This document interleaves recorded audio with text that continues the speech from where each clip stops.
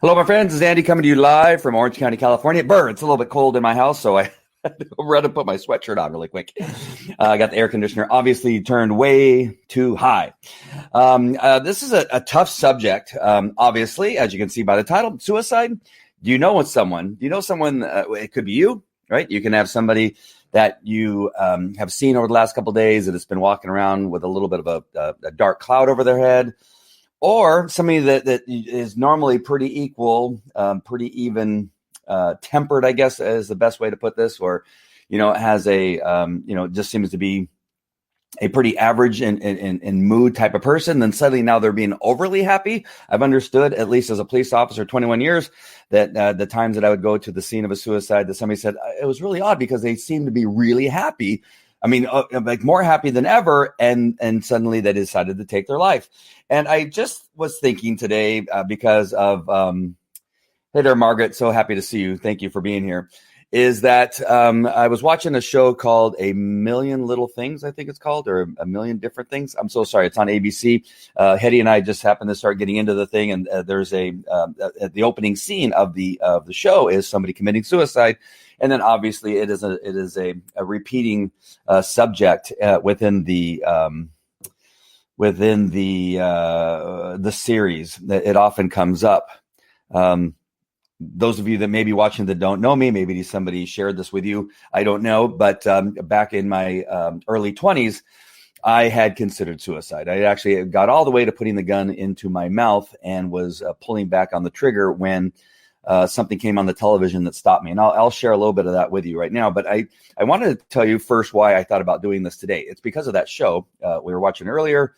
One of the main characters is writing a script, and apparently in that script there's some subject matter in regard to suicide, and it didn't leave me. Like I kept thinking, I don't know why this keeps sticking with me. Why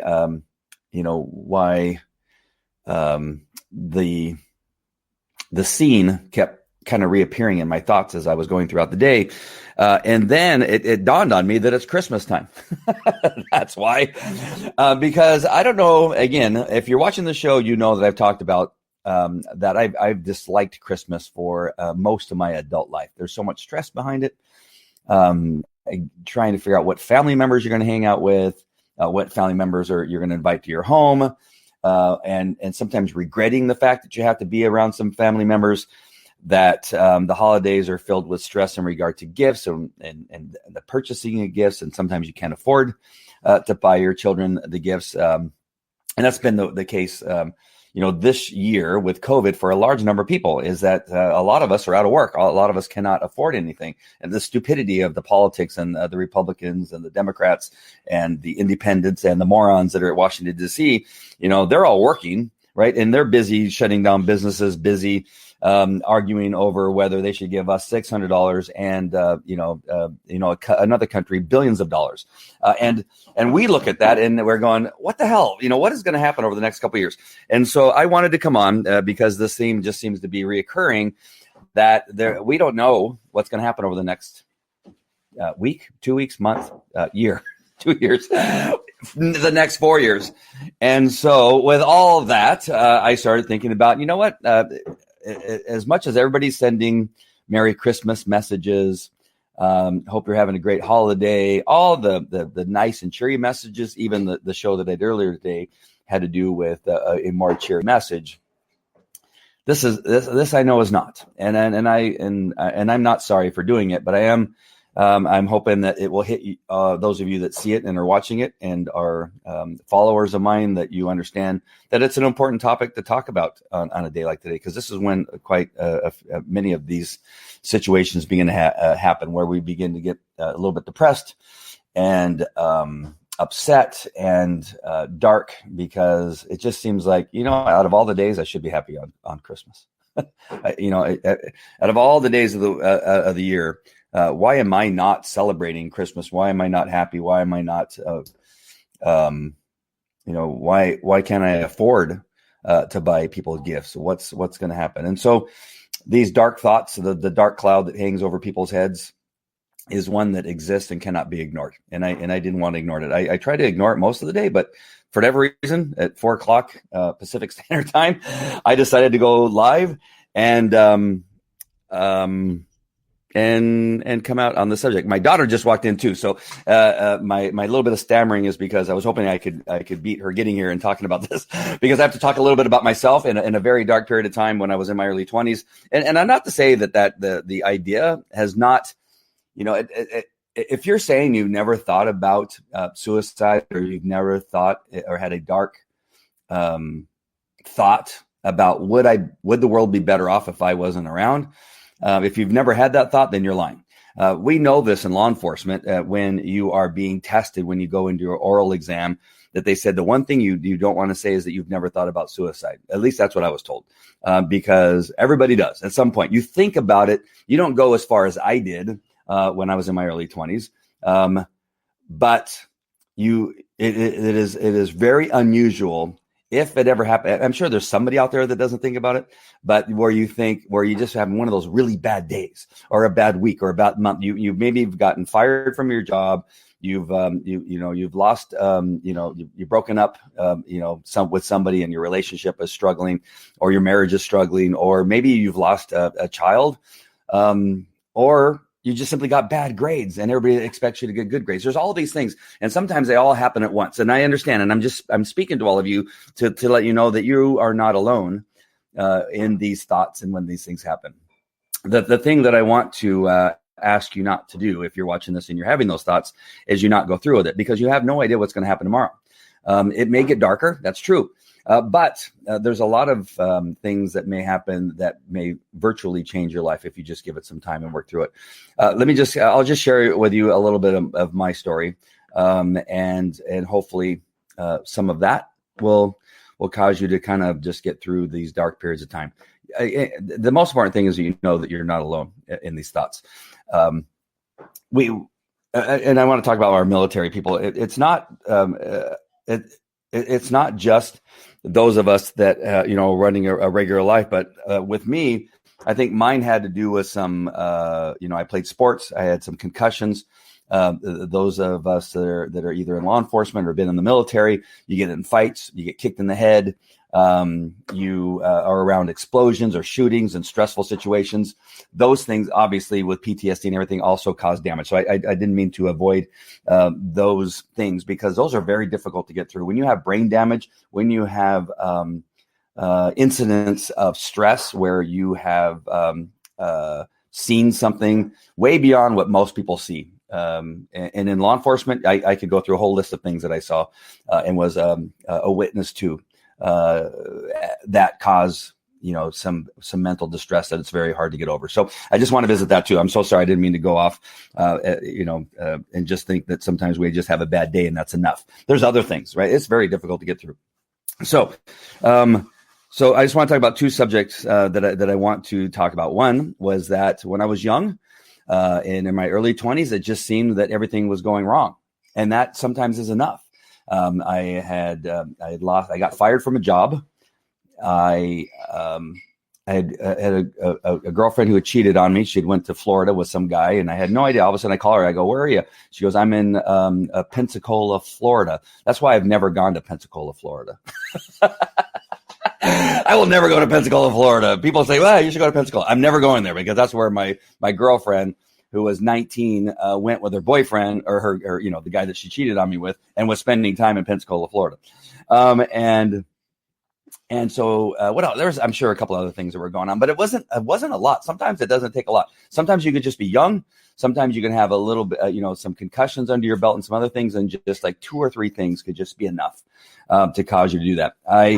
I was a reserve police officer, so I wasn't a full-time police officer, so I didn't have a job that was paying me a lot of money. But as a reserve police officer, what did I have? I had access to a gun.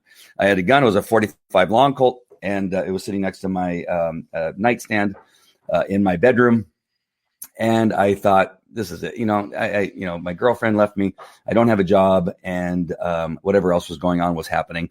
And I decided, well, that was going to be the day that I was just going to say goodbye to the world, and I wouldn't have to deal with any of this crap any longer. And I put the gun in my mouth, and I started pulling back on the trigger. And then on the television, which was in my bedroom, and I'm living by myself in a 3-bedroom house.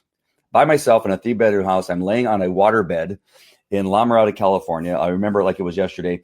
And on the screen, there's those long infomercials they used to have back in the day. This is somewhere in the early 80s, 83, 84, something like that. So I think it was about 1984. So 1984, Sally Struthers is doing these long infomercials on Ethiopia and raising money to feed the hungry in Ethiopia.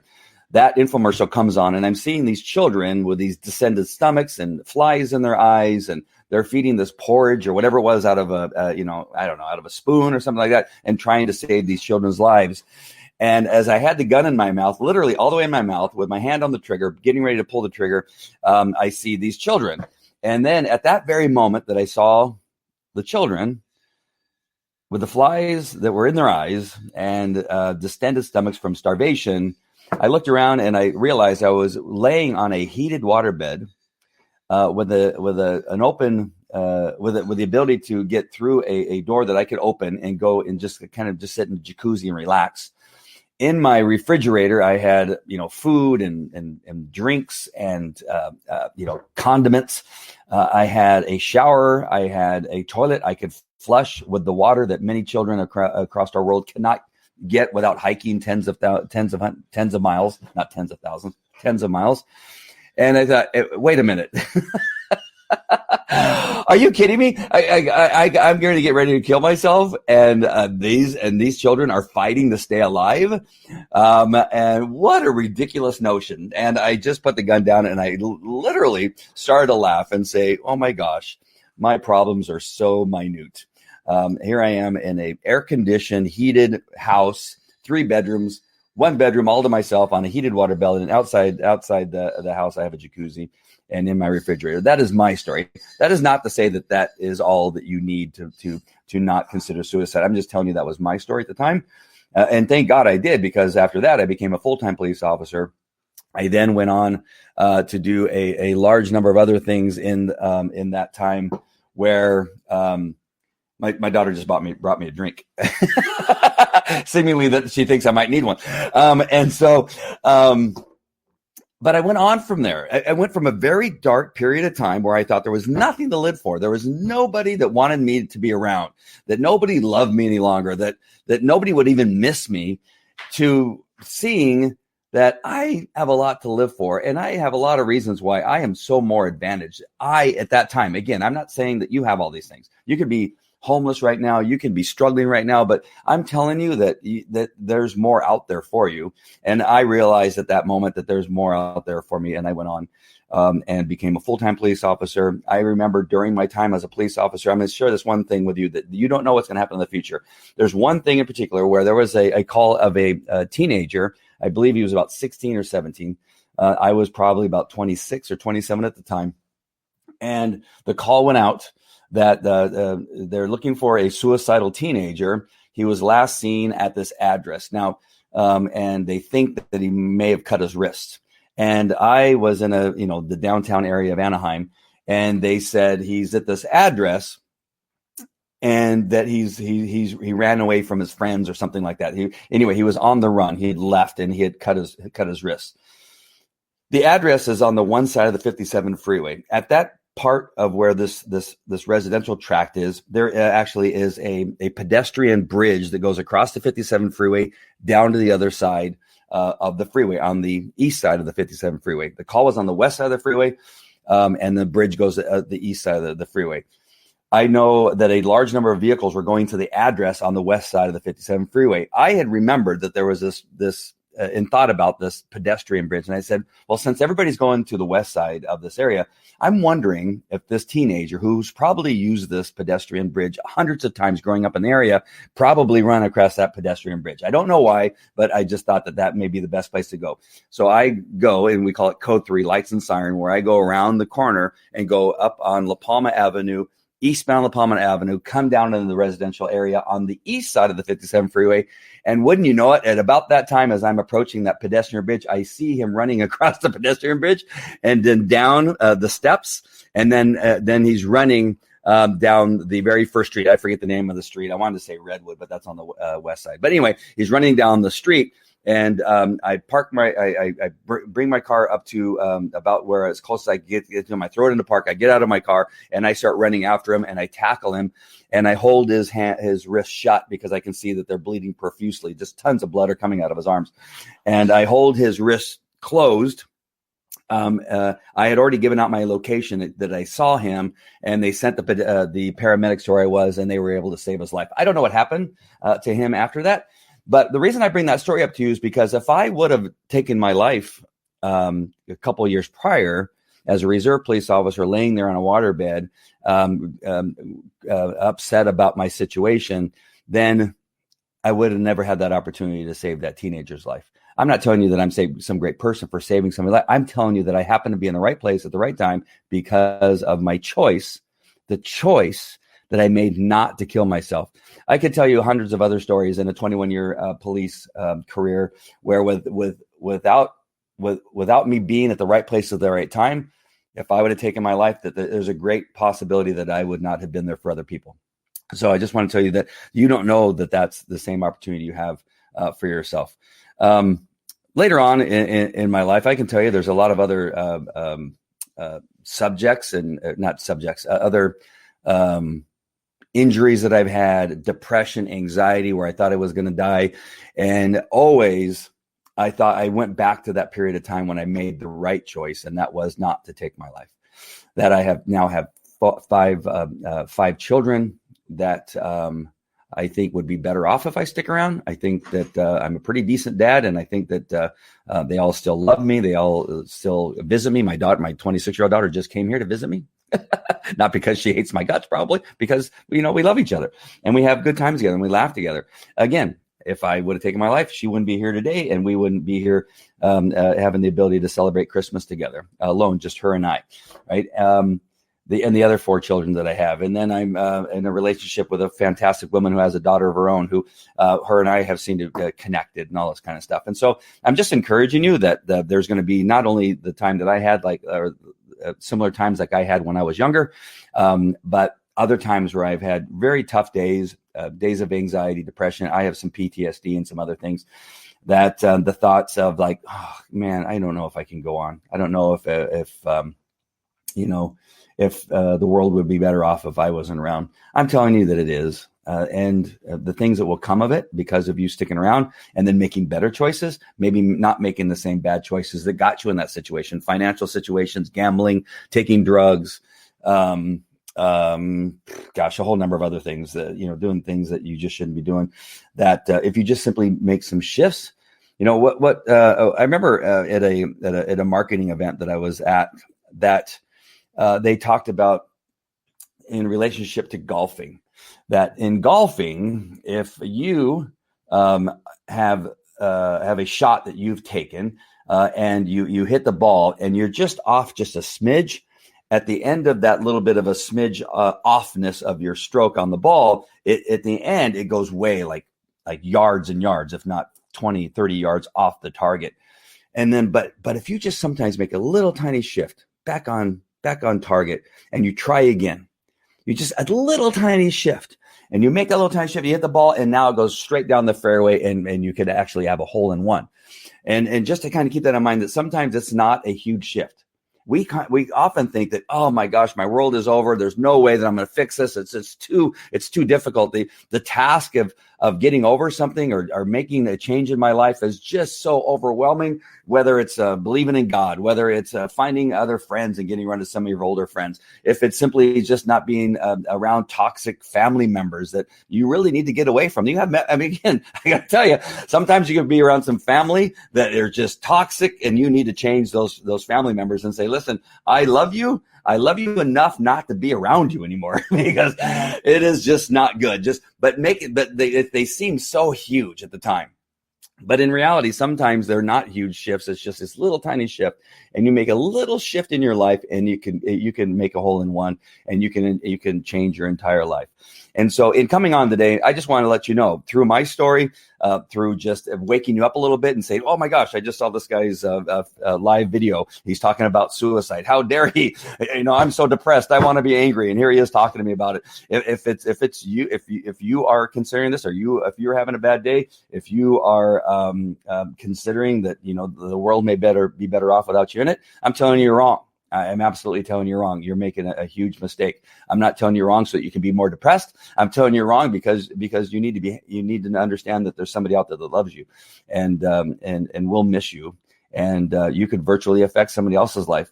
I have too many friends this year in 2020 whose children have committed suicide. Too many people that I work with. I know that at least 3 police officers I worked with, strangely enough, in this area alone, who they've lost young children in their 16s, in their teens.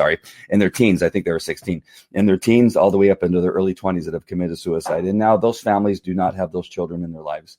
Who knows what those children would have done if they just would have got through the dark times, the dark cloud that was hanging over their head. If they just would have just pushed through one more day just to see if there was something else. If they just would have talked to their parent, if they just would have talked to somebody that was close to them, if they just would have gone to church and said, hey, is there anybody I can talk to? I'm thinking about committing suicide. If they would have dialed a 800 number, the suicide prevention number, if they just would have dialed that and maybe got somebody to talk to them. If there's somebody that's able to dial that or to put that in the comments, that'd be awesome. April and Amy, I know you guys are pretty good at finding those numbers. If you have that number handy, if you could put it in. So let me look at this comment, and I'm going to share with you that I'm not alone in these thoughts. Margaret Mueller says so true about the subject that I'm talking about. That it's there's so much truth, and I hope you understand that I'm not saying this to make myself sound any better, but there's so much truth in what I'm telling you because I've experienced it both as a police officer responding to suicides and myself in the thought of committing suicide. I've been around it and I know a lot about the subject matter and have talked to others who have clearly talked about it. Thank you so much, April. 4 years. 4 years, we don't even know what's going to happen in the next 4 seconds. I saw on the news there's another RV being investigated now in Cincinnati. Oh, we had the RV over in Nashville, Tennessee. Margaret says it hits a lot closer to home than you know. Oh, wow. I'm sorry to hear that, Margaret. If you couldn't ignore it, that is because the Lord wanted to use you to help someone out here in need. Yep, I couldn't. I kept trying. I kept thinking, I don't know if people want to hear this on Christmas. And then people don't. And that's the problem. People don't want to hear it. People don't want to share it because, hey, this is the time we're supposed to be talking about Merry Christmas, the birth of Jesus Christ and all the goodness. What'd you get for Christmas? Oh, got some good stuff. But we also need to talk about the other side of things, I think. And that's kind of what finally motivated me to get started. By the way, Merry Christmas. Thank you. I appreciate that so much. April says, I've never thought about suicide, but I have had really dark thoughts where I felt so hopeless. Yes. And wished I had never been born. Yeah. I maybe should have prefaced that. I felt like I wanted to just be erased from the planet because I felt worthless, that I would never succeed at anything in life. Absolutely. We all have. They all have at different times. We don't see it coming always. If only we can recognize the signs. Yeah, especially in our children. It seems like, gosh, I can't imagine the pain. And, I got 5 kids and I cannot imagine the pain if, of my friends where this has happened, where they're going, gosh, what did I miss? If I just would have, there's those times where you see maybe them moping around and you go, if I just would have maybe went to their bedroom and sat with them and says, hey, what's going on? Why are you so dark? Why are you so sad? Why are you hurting? If I just would have done that, would that have made a difference? Both Courtney and I, went through a divorce with her mom. And there's so many times when we're in a divorce that we're so concerned about ourselves, about the financial aspect of divorce, about custody, about that I have to do this or that and the other thing based on a court order. And we often, maybe forget about the children, that sometimes we should walk in the room and say, how are you dealing with this? And what's going on with you? I don't know that I did that enough with Courtney, and I'm not sure that I'm doing enough with the kids, the young kids that are going through it now with me. And so that's something that we always have to remember. Amy, hello, late to the party. My dearest loved one died by suicide in 2016. He was a combat veteran and highly decorated naval officer. I know that if he had not given up hope, he would have enjoyed countless blessings. Thank you for talking about the difficult subject. Thank you, Amy, for sharing that. Oh, thank you. I appreciate that so much.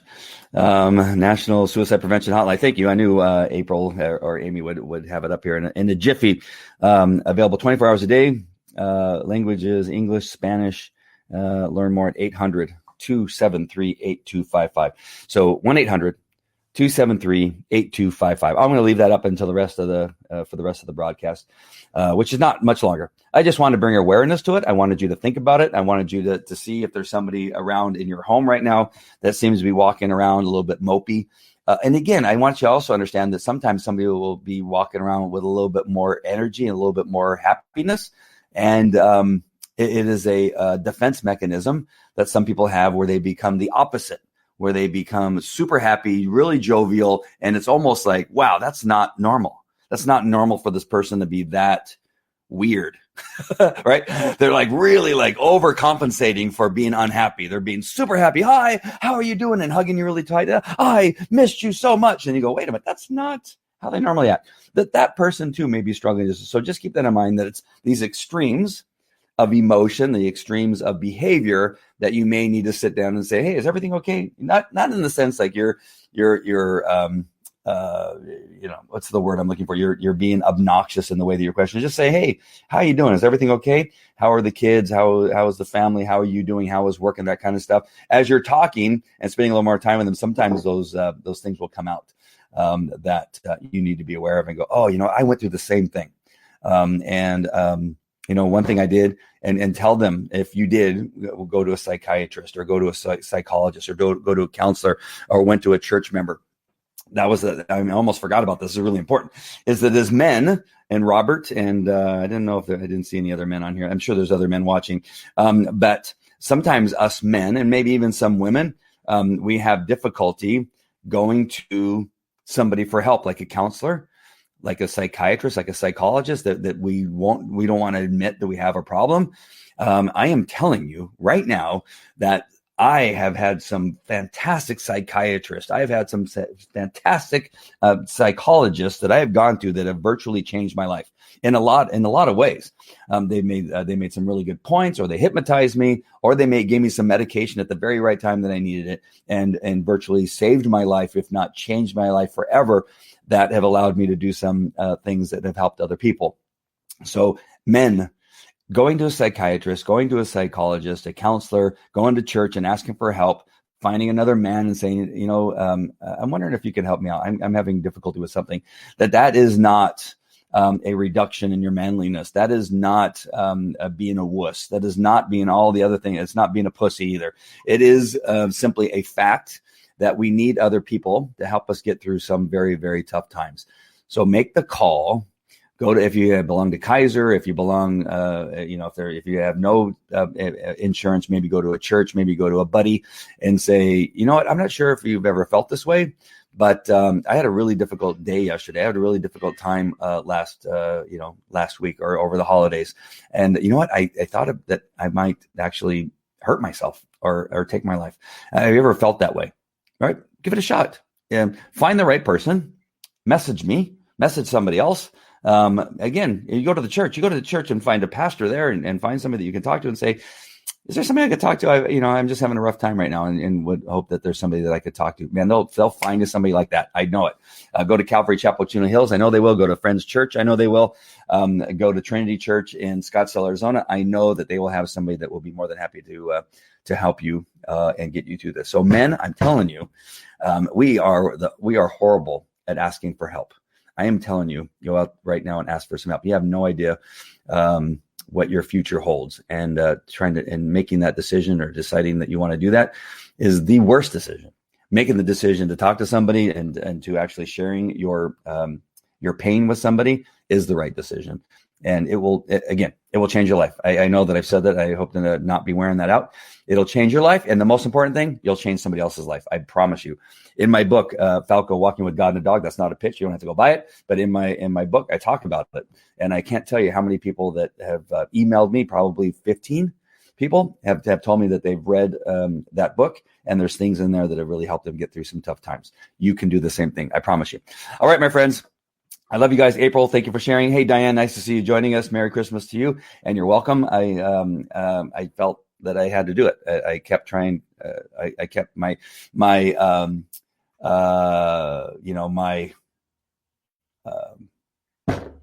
there's I'm trying to think of the right words. My flesh, I guess, is the best way of putting it. My flesh was telling me, no, you don't want to do this. It's Christmas. Everybody should be celebrating, having a good time. but my heart and my soul said I had to get on and talk about this. It's just the messaging of Andy, you need to talk about suicide. Andy, you need to go on and tell your story. Andy, you need to tell people that they're loved. Andy, you need to tell people to go get help. Andy, it kept coming up in everything that I was doing, and I couldn't put it down. I couldn't stop myself. And so here I am. My flesh was saying no, but every other aspect of my being was telling me I need to come on and share this with you. So hopefully there's somebody out there that this message reaches, and you will simply go out there and talk to somebody.